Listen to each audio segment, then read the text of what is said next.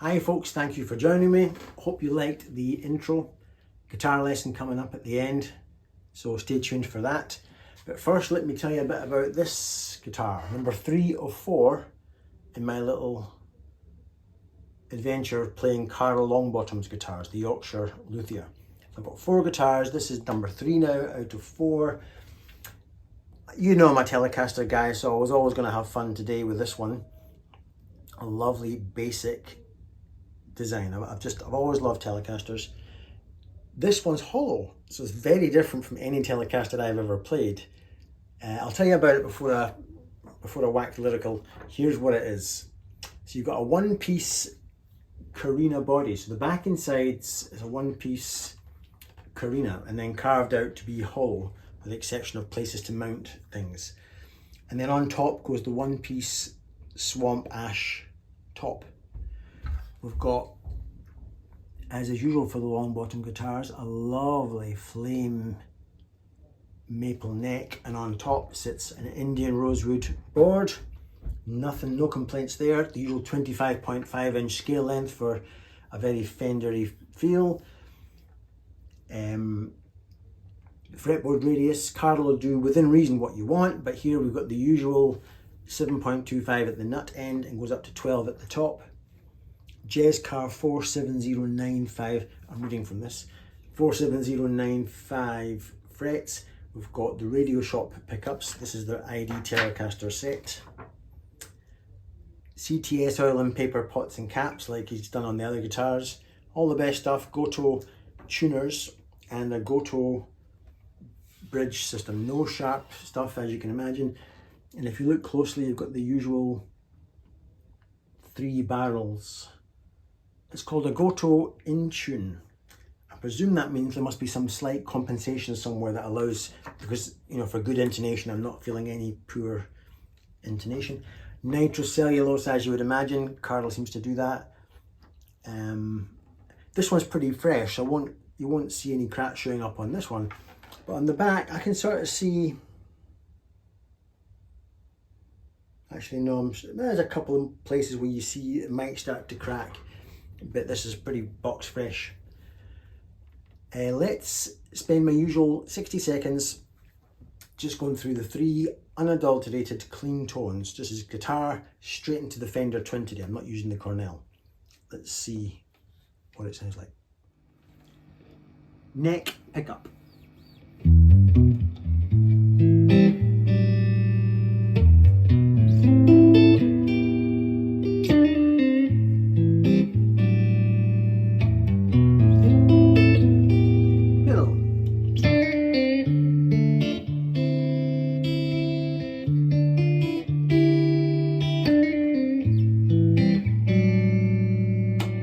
Bridge.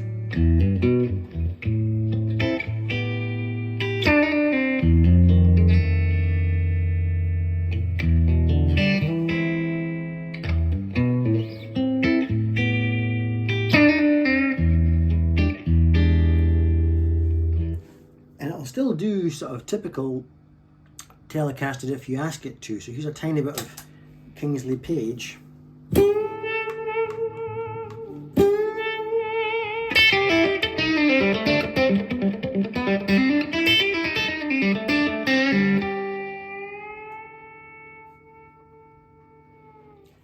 So what do you think? It's very pretty. It doesn't feel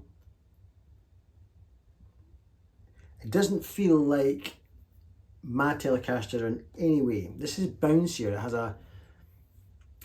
has almost a strat. I don't know if you listen to the tones I was demonstrating. When you hit the middle position, it has a kind of bounce, which is very nice to play. You're in Telecaster meets Stratland, even though there's not an official out of phase sound.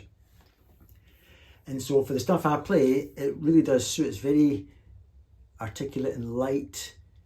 It lacks the mid-range punch that you would expect from a normal solid body Telecaster, although this, if you opted for the solid version, I'm sure would be more typical of the breed. But this hollowness, yeah, it's very unique. I've never played a Telecaster like it. No, as usual, no finish flaws. Everything's just tickety-boo. Everything works great. Oh, by the way, just before we do the guitar lesson, you're probably spying that. I kept trying to keep his guitars out of view, but I keep forgetting to do it. So clearly that is going to be the next guitar, and that is a baritone. I'll say no more. Let's do the guitar lesson. Chords wise, very simple. Your 1 chord, your 4 chord, and your 5 chord. So E, A, and B. A relative minor thrown in, which in this case is a C sharp minor. And then sometimes 2 frets above the root, and expressed as a 7th, gives you this sound. Just an F sharp 7 in this case, but it functions as a kind of a lifter and beautifully anticipates the 5 chord. I think that's called a secondary dominant or something like that. It's got a name.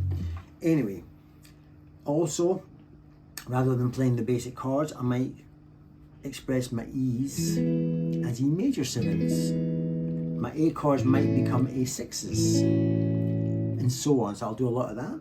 I'll also jump from position to position, so less about playing in scales and a heck of a lot about realizing that the chords can be played up the neck.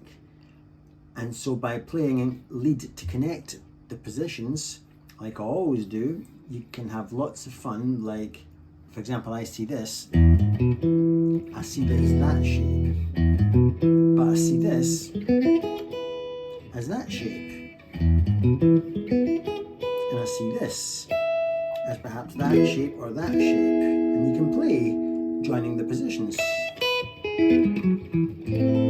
and so it goes. You can do it with the A as well. So it looks like lead, but it's really just, Joe Bonamassa calls it blocks, playing in blocks. He does all these fast stuff there, and he knows how to play the same, basically the same scale there, and the same scale in that position, and the same scale in that position, and that's what he does. And Tobias Hoffman really accelerated my movement towards playing from chord shapes. Anyway, your babbling cookie. So I'm just suggesting E major 7 straight away. Just playing. That's the 6th of the G, 4th of the B, and this is floating, but I'm getting in the open E string as well, which suggests sort of dissonance, but it makes it an E major 7. This is staying constant.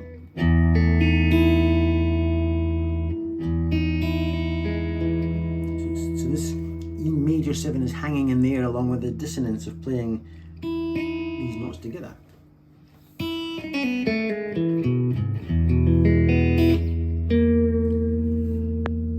And now we're into tension and release, so I'm just raising that note there up to the flat 5, almost, just to wake everybody up.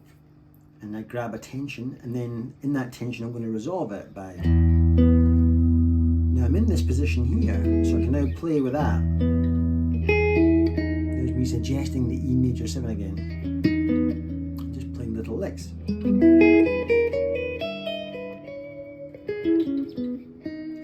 Just jumping from position to position. That's, I'll slow it down a bit.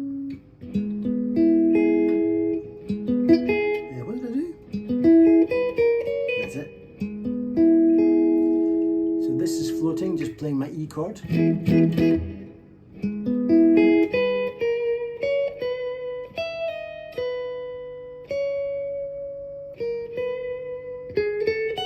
Just playing, add the tension again by giving this tension. This time I'm raising the 5 and then resolving. That's just 2 notes from an E chord, the 11th fret of the A string and the 12th fret of the B. Another E chord, this is just floating, so I'm on the 7th and 9th of the A and B respectively. And then I go to A, I go to A6. So that note there, there's my A, but that makes it an A6. But then this was unemployed, so I may as well stick it down there, 1 fret below where it should be to give this sound. So then I'm lifting it off. Then we're going to the 5 chord, which is B.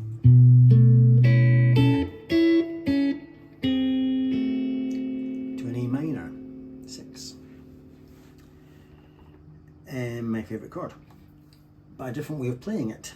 So that was just, you would play, or I would play a B like that, but if you play it like this, that's your B7, so that makes it the 7th, and then instead of playing the major 3rd, take that down a tone. You've heard Peter Inori from Andertons do this all the time. It's a jazz trick, an overdone jazz trick if you ask me, but it's there. But I don't do that because it is a bit cliche. So I go, and then I just, that's from the same B chord, is it? Well, it fits with B, so I'm going. Then I'm switching to A minor 6. So there's your A minor, and this is floating. That makes it a 6. And I love sometimes to add that flat note. That would be where the note should be, but by taking it down a semitone,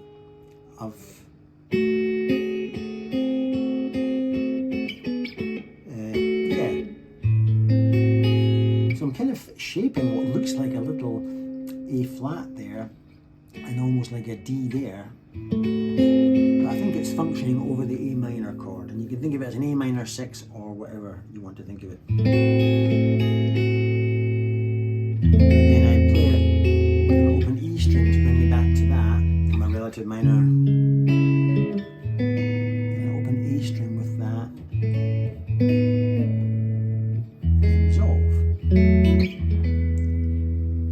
Then I think I did more playing again.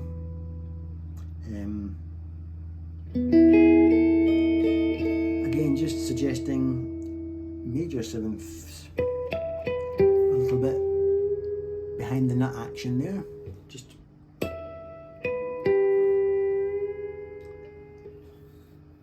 and then what did I do?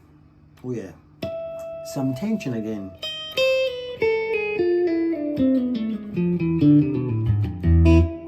Just a sort of a lick to jar with your sense of beauty.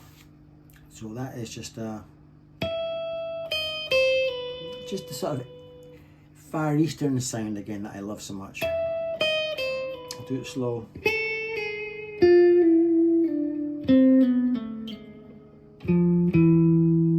Open D string.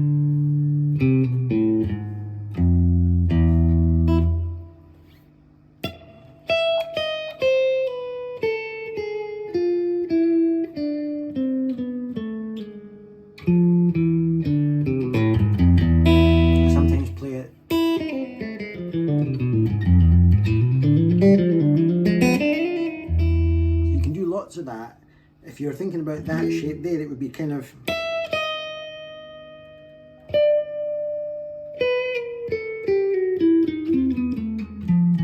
so you can find ways to get these Far Eastern sounds into your playing. But anyway, hopefully you could slow that down, pause it, do what you need to do to learn that if you liked it. Oh yeah, there's me playing my F sharp 7, but I'm playing it in that kind of Tom Bukovac kind of way. You can see what I'm doing there. I've got my thumb over there. Open B string and then B7, but I've thrown my wrist out to allow me to play the open thin E string. This out. And this is floating, of course. All the wee tricks of the trade there. Then, what did I do? I walked up the scale. I walked up the chords, should I say. And then I did a similar thing here. Watch this. To E major 7. That's just.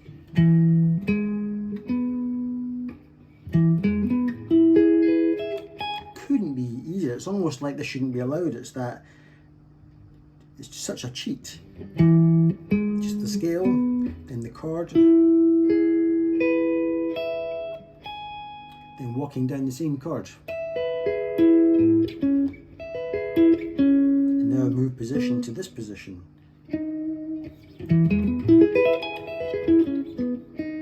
Then I really lay tension by doing this.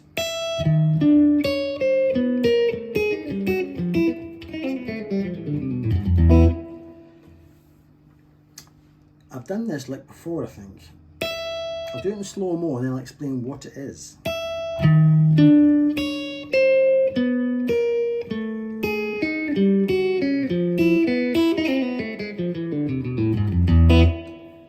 It's basically this. That's all it is. But played all over the place.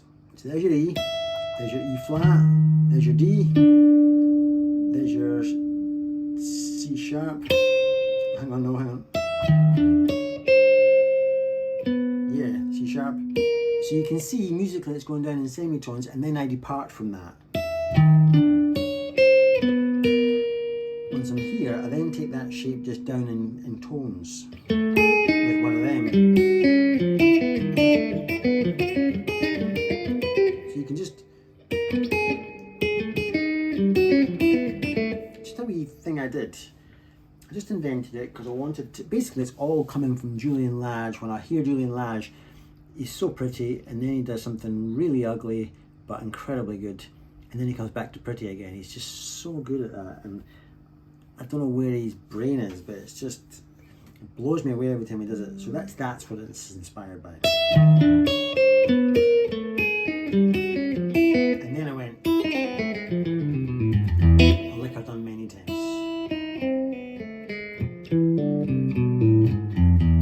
One more time.